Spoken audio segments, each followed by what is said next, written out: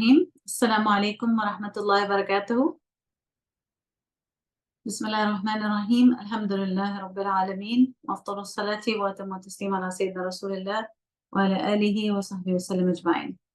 So, subhanAllah, believe it or not, we are in the final session of Surah Ibrahim, blissfully blessed. Alhamdulillah. This is going to be our final session for this blessed surah. And I'm really looking forward to hearing everyone's reflections. I believe Widad has the list of people who have signed up. And we're also looking forward to hearing from Widad, inshallah. Okay, so everyone else can open up their mushafs to verse 49. Last 4 verses of the surah, beginning with verse 49.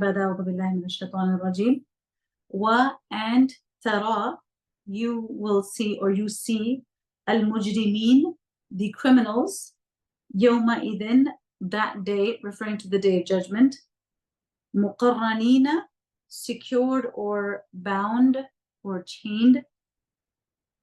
Secured is actually a better word, bound together or secured, bound together. Fi in al-asfad, the chains. Verse 49. On that day you shall see the guilty ones secured in chains. So this is the address to the Rasul sallallahu alaihi wasallam. If you recall verse 48 from last week, the running translation of which was about warning them of the day when the heavens and the earth shall be altogether changed, when all will appear fully exposed before Allah, the One, the Irresistible. And then 49, on that day you shall see the guilty ones secured in chains. So the verse begins with وَتَرَى الْمُجْرِمِينَ, you will see al-mujrimeen, the guilty ones, or the criminals. Okay, al-mujrim is a criminal or someone who is pronounced guilty. So here Sheikh Sadi mentions how the mujrimeen is in the context of those وَصَفَهُمْ الْإِجْرَامُ وَكَفَّةَ الذُّنُوبِ. The mujrimeen here, he says, refers to those people who are accurately described as being filled with having committed many crimes. They have many crimes to their name. They have an exorbitant amount of sins to their name. And these criminals who in this world had unjustly dealt with others, and that will be dealt with as they're put into chains.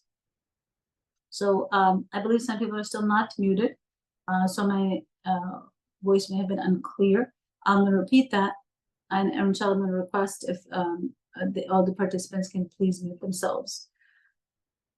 So the criminals who had unjustly chained other people in this world, who had committed their zulm and enslaved others and fettered others and restricted others, they will be justly dealt with on the day of judgment as they are chained on that day.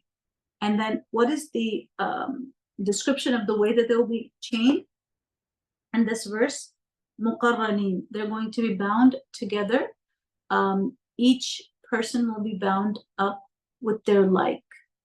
And we have corroboration for this concept of the criminals or the guilty ones, or those that are going to be thrown into Jahannam, is that they are together with the like of themselves, with others that were like them in deeds, in evil, in sin. They're going to be bound up with them. And you have this, for example, in chapter 37, verse 22. احشروا الذين ظلموا وأزواجهم. Assemble those who did wrong together with their companions. So there is this concept on the day of judgment that the evil people will be bound together or assembled together, brought together, gathered together with their like, and they're actually tossed into the hellfire. Also, verse 7 from chapter 81. وَإِذَا النُّفُوسُ زُوِّجَتْ, and when the souls are joined with their bodies.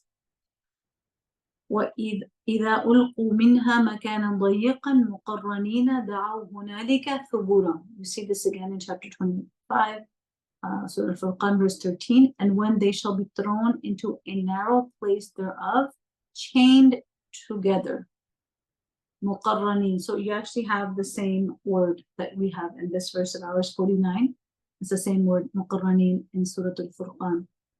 verse 13, describing how they're going to be thrown into their place of punishment. They shall be chained together. دعوا هنالك ثبورا, and they will exclaim they're in for destruction. They will be called to be destroyed. They will wish that they would just become dead. So here we see that the people that are deluded on account of the respite in this world, who thought perhaps they could get away with their word, who could get away with their oppression because of the fact that Allah is giving them respite, is giving them an extension. However, once they are seized by Allah subhanahu wa ta'ala, they will be fettered and eternally restrained. They will be unable to free themselves at all. Just as they had made life a living hell for the people that they oppressed, now they will face the eternal hell that they had prepared for themselves with their own hands. So, and this is the beginning of the description of those people of the hellfire. We seek Allah's refuge from it.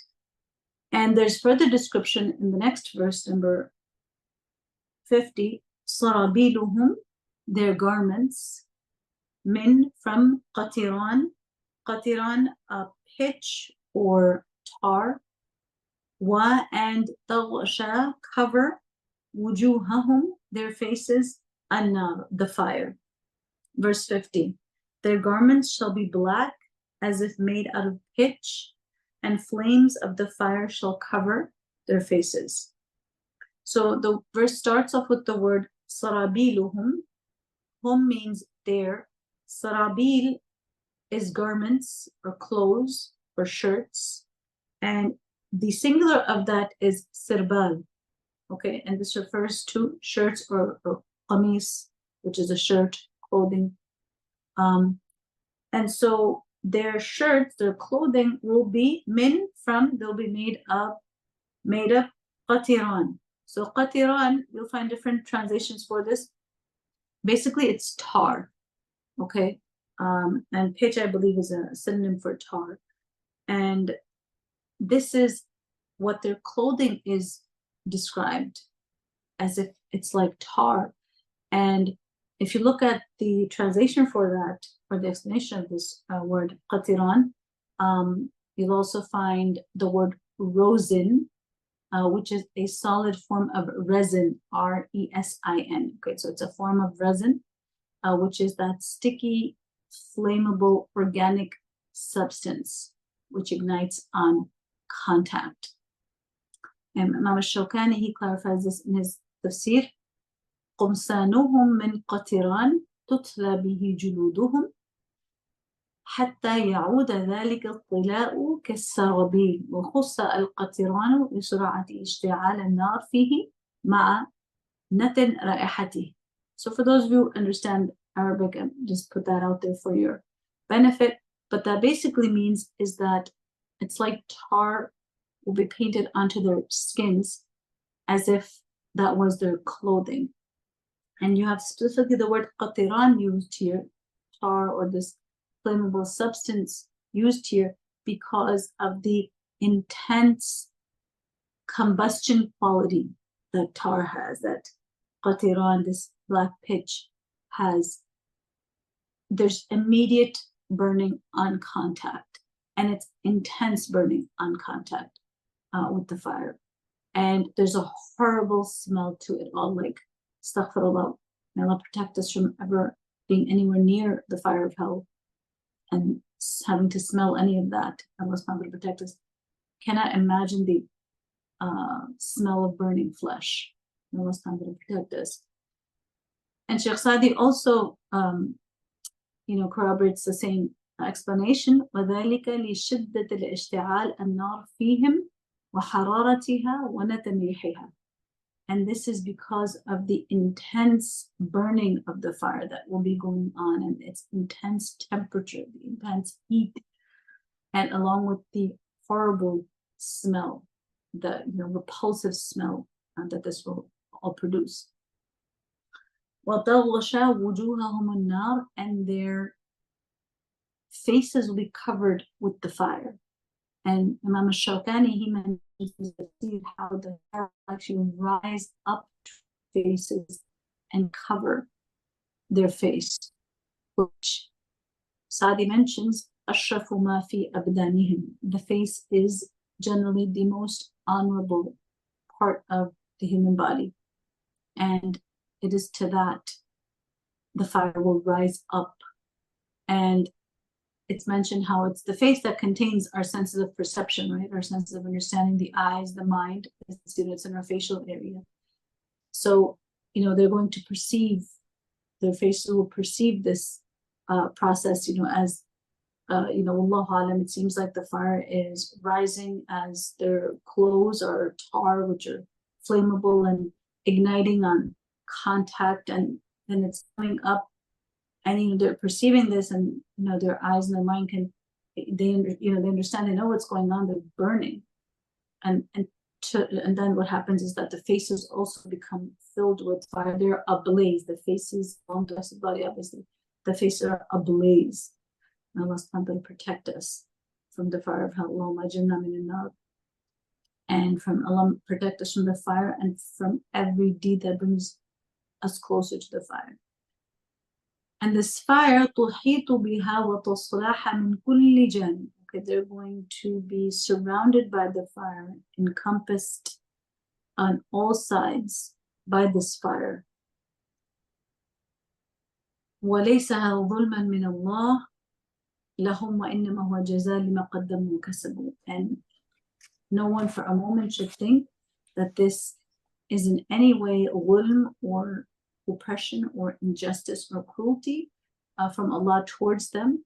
Rather, what's more striking and what should take up more of our thoughts and contemplation is how that horrible, infinitely horrible, indescribable, terrible punishment is the exact recompense of their deeds. What we should think about is how horrible the deeds can be, how much evil a human being can actually commit, and what those deeds look like that are so enormous in the sight of Allah subhanahu wa ta'ala that his just punishment would be this. So instead of thinking Allah's punishment is unjust, which is impossible because Allah is perfect, and that requires full justice. Perfection requires that Allah be fully just, and He is, when He recompenses, when He gives out punishment, He is not cruel in that, He's not emotional in that, He's not unjust in any way. What that means is the deeds were so evil, more evil than we can appreciate, more enormous and hateful in the sight of Allah than we can appreciate. That they caused so much harm to the creation of Allah subhanahu wa ta'ala. So much oppression, so much injury, so much hurt and horror was caused by the people in this world towards those whom they oppressed, that only the fire of hell will be there, just jaza, just recompense, because of what they sent forth, because of what they earned. So we need to kind of shift the focus, not on the cruelty of the punishment, astaghfirullah, because it cannot be cruel by definition, by the understanding of Allah's names and attributes and His perfection and justice, and the fact that He's Ar-Rahman, but He's also Shadid al-Iqab, intense in punishment, but that intensity is proportionate to the intensity of the crimes that were sent forth. 51, liyajziya, to recompense, in order to recompense Allah, so that Allah will recompense kulla, each nafs, soul, ma, that which kasabat, it had earned. Inna, indeed Allah, sari', quick al-hisab, quick in recompense, quick in punishing. Actually, al-hisab is not punishing, it's reckoning, right? Quick in reckoning. So 51, so that Allah may requite or recompense each person for his deeds. Allah is swift in reckoning. So this is the whole purpose of Yawm al-Qiyamah, right? For people to be brought forth so that each can be judged fully for whatever he or she did. Remember, الذي خلق الموت والحياة ليبلوكم أيكم أحسن عملا. The one who created death and life so that he may see which of us is best in action. The purpose of life is to see who among us is the best in action, and then the best and the worst actions are recompensed, rewarded, punished on Yawm al-Qiyamah, which is established for that purpose of absolute justice. Because majority of oppressed human beings die without a day of justice in their lives. So Allah's perfection and justice demands a day for them. And this is that day, that last day, which is established to pronounce that judgment for the best in their favor and against the worst of creation. Inna Allaha sari'ul hisab. Allah is extremely swift in punishment. Again, it's reckoning. And of course, Allah is swift to recompense with good as well as for the evil that people did.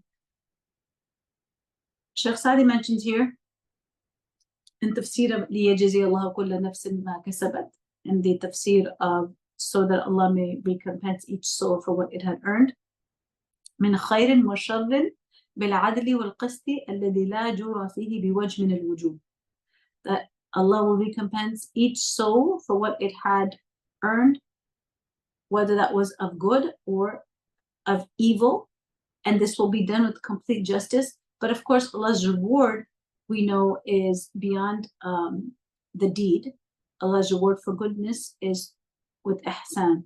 He actually rewards manifold. That is part of his rahmah, part of his mercy, is that he doesn't just reward according to the deed, but he gives much more than the deed deserved. But the punishment is only according to what the person deserved.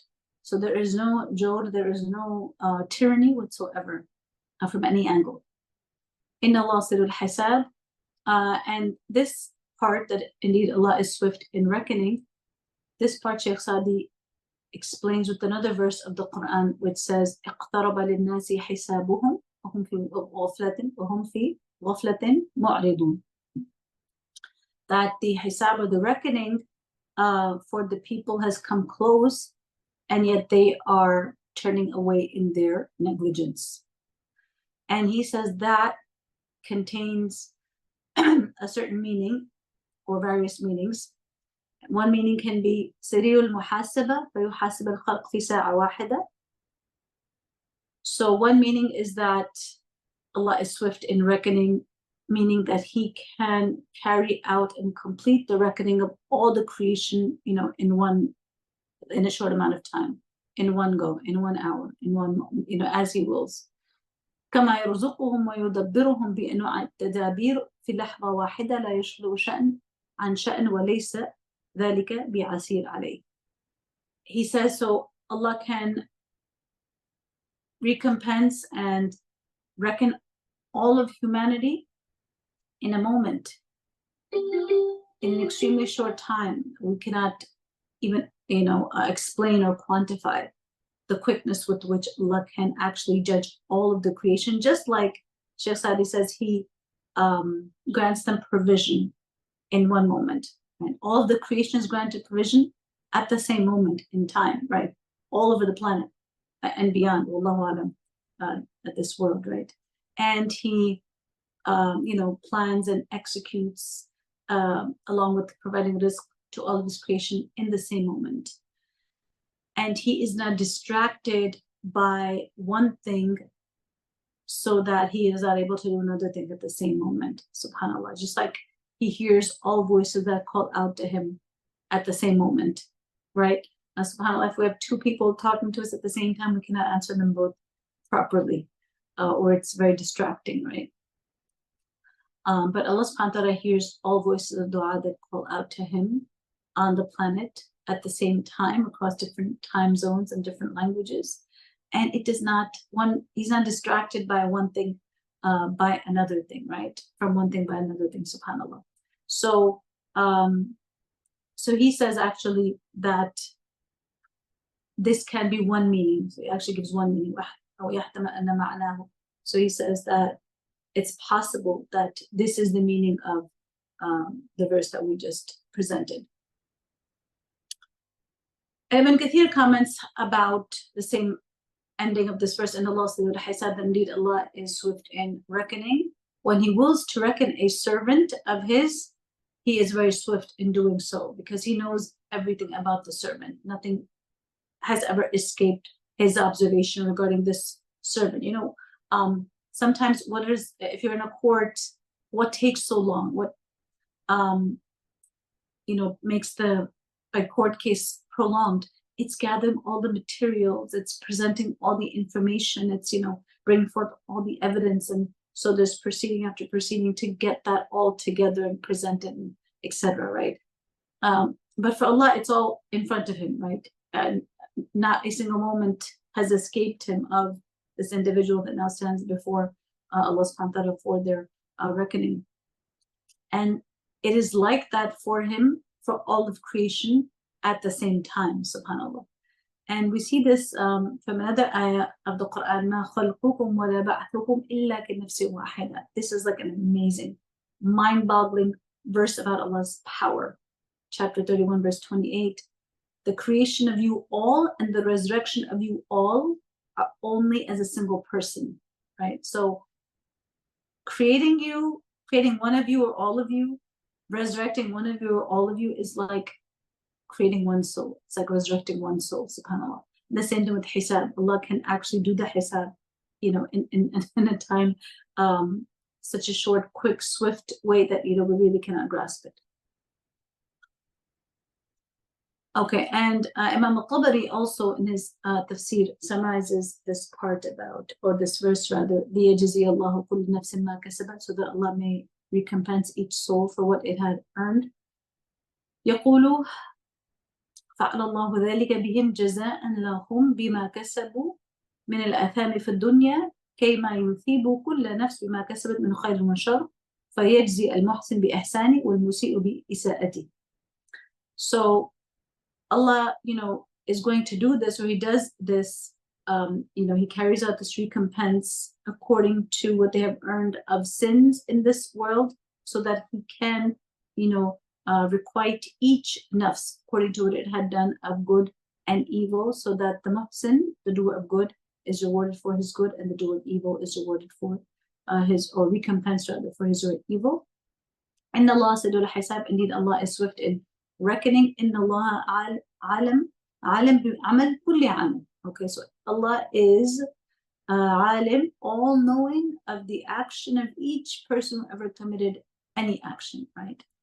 He does not require, evidence to be brought forth, but He does that anyway for the perfection of the hujjah, for the perfection of the case against the person, so that everything is open and transparent. So you have Allah's knowledge, of course, is there, but then He has the two scribes, the angels, on the right and left, precisely recording everything. Then you have the scale on the day of judgment, where all the deeds are weighed. Although, Allah already knows exactly how much each deed of each servant weighs. He knows that. He doesn't need the balance to tell him that, right? Subhanallah. So He is swift in reckoning their actions. He has already encompassed them in His knowledge, and nothing escapes Him. So He knows the big and the small of it. So this is a summary of from Imam al-Tabari.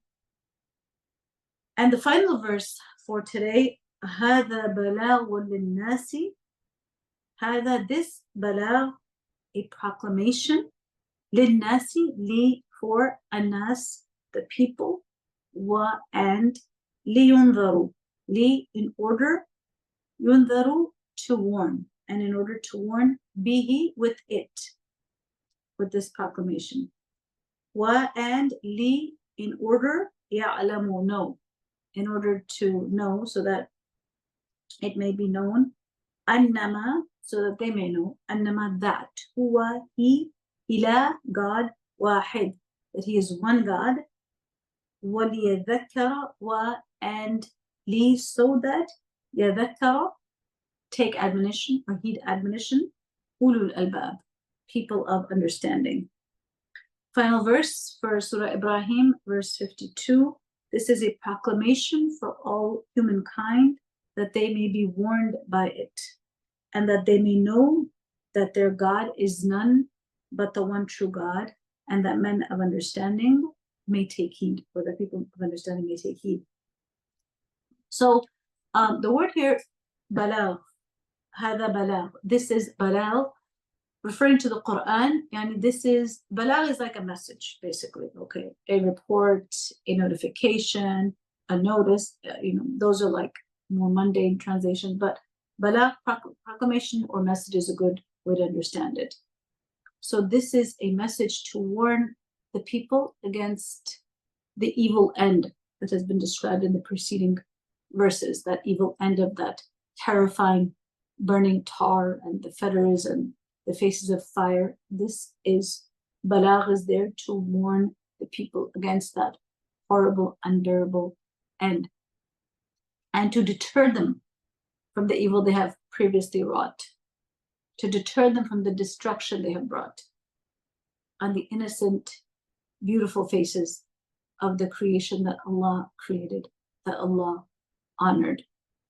And unfortunately, we have seen the dishonoring of the faces of our brothers and sisters in Palestine, faces which are so honored that in general the Rasul forbade even striking the face. Yet the zalimun we see today are completely dishonoring them, defacing them, decapitating them, burning them. We have all seen, and again, I saw last week, recently, an image of a baby completely charred, completely burned black to a crisp. We have seen, the footage of the broken baby foot found in the aftermath of another unjust bombing, which are continuing, no relenting. And horrible image I saw recently of a young girl, her lower right jaw blown off, like just gone, like missing the whole interior, inside, tissues and flesh is completely exposed. So we have to remember these realities on the ground. We don't have to go through the pages of history and look at all the zulm and the oppression and the horrors that were committed in the past. We could just open up our phones and understand the verses of Jahannam, understand why this punishment is there. We have living proof for why there must be a place of proper recompense for people, for zalimun, for oppressors who have literally blown off the faces of children and decapitated babies and burned them to a crisp. So when we read verses like this, about Yawm al-Qiyamah, after the Hisab, what's going to happen, how their faces will be covered with the fire, they literally have covered the faces of the people in Palestine with fire. Literally. They have literally barbecued them. So we have to remember the context of that punishment they will receive. The context were the deeds that they freely chose to inflict in this world. So Allah is not ghafilan, right? Allah is not negligent. He's not forgetful. He's not going to let it go. Okay? Everyone else can let it go. The whole world can let it go and be asleep and let our leaders not say a word. And the criminal court, regardless of what resolutions and judgments it's passed, has no enforceable power. Allah has power to enforce. He will not let it go. And Jahannam, the fire, is that expression that Allah will not let it go. And He will punish the people who deserve that fate. So we have to remember that there are crimes that fit the punishment of hell. the burning that is going on, the maiming, the torturing, the fettering, the blindfolding, the chaining, the merciless beatings, the starving of the population, as well as the prisoners.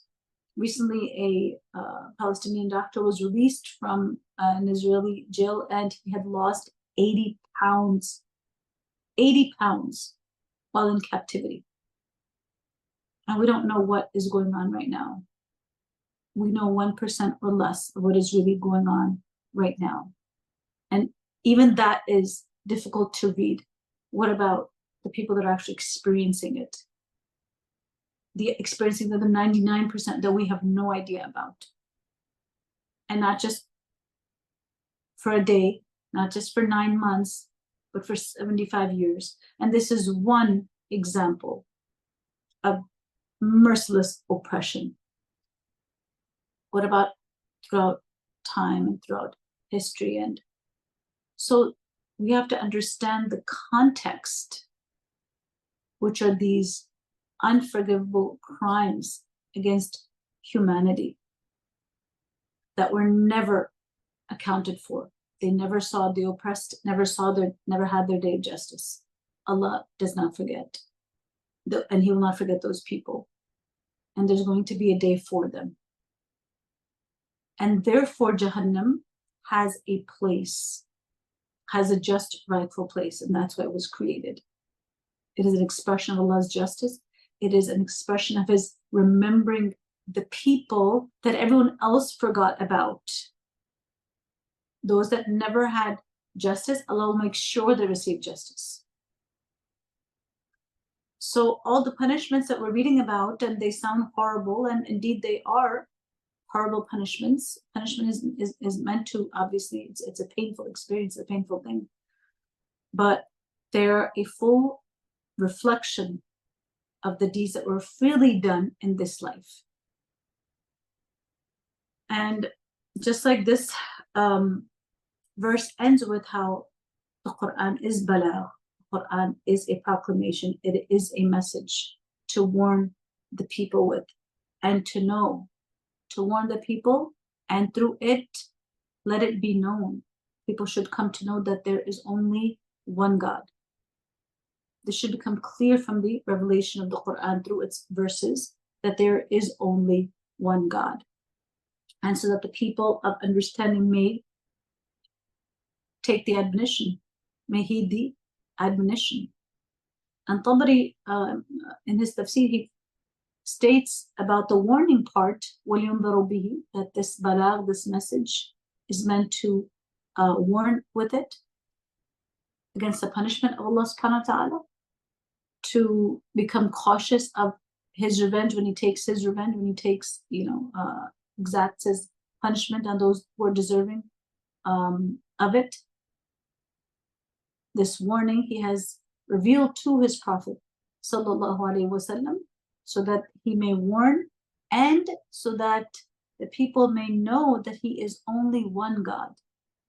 Because At-Tabari states that the proofs and evidences that have been presented in the Quran all point to the fact that there is only one God. La ilaha shatta, not a bunch of various gods, like the mushrikeen would claim. And the proofs of these are everything that we have seen in the Quran about the heavens and the earth. The one who subjugated for the people the sun and the moon, the night and the day. The one who sent down rain from the sky and caused the fruits and the provisions to come forth as it is for the people. Who else does this? Who else made the fulk, the ship, subservient to the people on the sea so that they can extract benefits from it? وَلِيَذَكَّرَ أُولُو الْأَلْبَابِ, and so that the people, so this message is there to warn, this message is there so that people may know there's only one God. And how do we know that? Through the proofs and evidences of God's actions in this universe, and how they can only emanate from one Lord, and how multiple gods would have caused chaos in the heavens. But we don't see that chaos. We see perfection, the system, in the orbiting and the behavior of the sun and the moon, that there's no collision that sets everything off balance, how Allah subhanahu wa ta'ala placed the balance, and how this can only happen when one God is in charge and is the ruling Lord of all of these different creations. And so that the last segment of this, the people of understanding may take heed so that they can benefit from these evidences, so that they would be terrified before they would be terrified to set up other gods with Allah subhanahu wa ta'ala after knowing the evidences for the oneness of Allah subhanahu wa ta'ala. And to conclude, we're going to end this verse, inshallah, and then we'll open up the floor for your reflections. Shaykh Salih summarizes this last verse 52 beautifully. He says, فَلَمَّا بَيَّنَ الْبَيَانِ الْمُبِينِ بِهَذَا الْقُرْآنِ قَالَ فِي مَدْحِهِ. He says, so when he explained, and of course Allah explained in such a clear, explicit way in this Quran, and then he says, in praising this explicit explanation, how does he praise it? He says, هَذَا بَلَاغٌ لِلنَّاسِ. He says it's a proclamation for the people. يَتَبَلَّغُونَ بِهِ وَيَتَزَوَّدُونَ إِلَى الْوُصُولِ إِلَى أَعْلَى الْمَقَامَاتِ وَأَفْضَلِ الْكَرَامَاتِ. That it is through this balagh, it is through this proclamation, it is through this Quran, it is through this message that the people have the raw material, the provision, the means to reach the highest of stations, to reach the highest of places morally, and therefore reach the highest of them in the akhirah by implication. لما اشتمل عليه من الأصول والفروع, because of what the Quran contains of principles and then its branches, yani those things that emanate from those principles. وجميع العلوم التي يحتاجها العباد, and how it contains all of the kinds of knowledge that are needed by the servants, those things that are the real need of the human being to find success and ulu, and for the human being to rise morally. It has all of that contained within it. وَلْيُنْذَرُ بِهِ, and to, of course, warn with it. لِمَا فِيهِ مِنَ التَّرْهِيبِ مِنْ أَعْمَالِ الشَّرِّ وَمَا أَعَدَّ اللَّهُ لِأَهْلِهَا مِنَ الْعِقَابِ. And the warning part comes in because of what the Quran contains of scaring people from evil actions and that which Allah has prepared in terms of punishment for those actions. وَلِيَعْلَمُ أَنَّمَا هُوَ إِلَهٌ وَاحِدٌ, and so that people may know that He is only one God. حيث صرف فيه من الأدلة والبراهين على ألوهيته ووحدانيته. Again, so that people may know He is one God because of the evidences and proofs for His oneness that we find in the Quran. ما صار ذلك حق اليقين. So all of this comes together to give us certainty, to give us conviction, certain conviction in the fact that He is only one God. Only He can do what He does, and only one God makes sense in this amazing universe that is running for our benefit and is also a place of test for us. وَلِيَذَكَّرَ أُولُو الْأَلْبَابِ, and so that the people of intellect may take heed. العقول الكاملة, complete intellects. ما ينفعهم فيفعلونه. What are they going to do? People with intellect are going to do what will benefit them, and they're going to leave that which harms them according to the Quranic scale, according to the Quranic paradigm. وبذلك صاروا أولي الألباب والبصائر, and this is what actually made them people of intellect. Okay, this actually made them people of perception, is that they took heed and did what was beneficial for their akhirah and left what would harm them in their akhirah. إذا بالقرآن ازدادت معرفهم وآرائهم, because it is by the Quran that their knowledge increased. وتنورت أفكارهم لما أخذوا غضا طريا فإنه لا يدعو إلا إلى أعلى الأخلاق والأعمال وأفضلها. And their intellects became enlightened because the Quran only calls to the highest of things, to the highest of virtues, to the best of ways to be. ولا يستدل على ذلك إلا بأقوى الأدلة وأبينها. And that it doesn't invite to it, it invites to accept through the most compelling of evidences, the strongest of proofs, right? And he ends with saying, وَهَذِهِ الْقَائِدَةِ إِذَا تَدَرَّبَ بِهِ الْعَبْدِ الذَّكِي لَمْ يَزِلْ فِي سُعُودِ وَرَقِيعَ عَلَى الدَّوَامِ فِي كُلِّ خُصْلَةٍ حَمِيدَةٍ. And he says that this approach, قاعدة, he calls this principle, if the servant sticks to it, if the intelligent person sticks to this, yani the Quran is your yardstick, then the servant will continue to rise in all virtuous qualities. And this is actually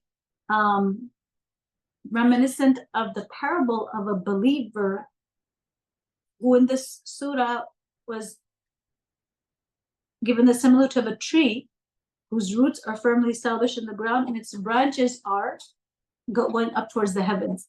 And a believer, like a good, healthy, sound, strong tree, is ever growing, ever rising, ever increasing in goodness, in ihsan, in actions, in improvement, in islah, in self-rectification, as she is journeying back to Allah subhanahu wa ta'ala, because Allah is infinite, His mercy is infinite. There's greater closeness to be had with Him. No matter how close someone feels to Allah subhanahu wa ta'ala, there is a way to become closer to Him. Those doors are open to us, to the Quran and the Sunnah of Rasul sallallahu alaihi wasallam. So there is potential for continuous growth, and this is only for the Muslim, through the guidance and instruction of the Quran. So alhamdulillah, with that we conclude our tafsir for Surah Ibrahim, blissfully blessed. May Allah subhanahu wa ta'ala accept every class, every attempt that we've made to understand and spend time with the book of Allah subhanahu wa ta'ala. Any and all deficiencies in this brief reflective discourse are all mine, of course, and any good is from Allah subhanahu wa ta'ala.